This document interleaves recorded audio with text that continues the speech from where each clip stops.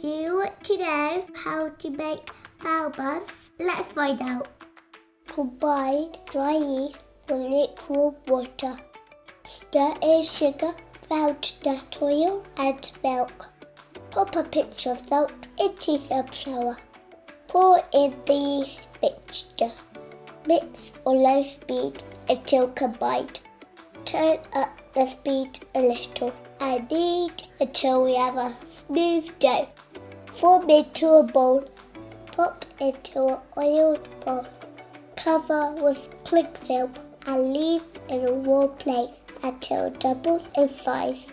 Transfer the dough onto a flour surface and roll into a long sausage. Cut into equal pieces.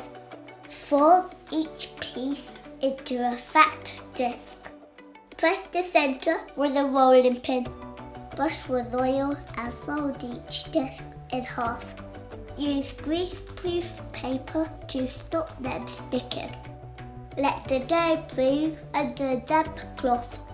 Pop into a bamboo steamer and cook over a steady boil. Once they're cooked, I like mine with sticky pork and pickled carrots. Shindy and boiler.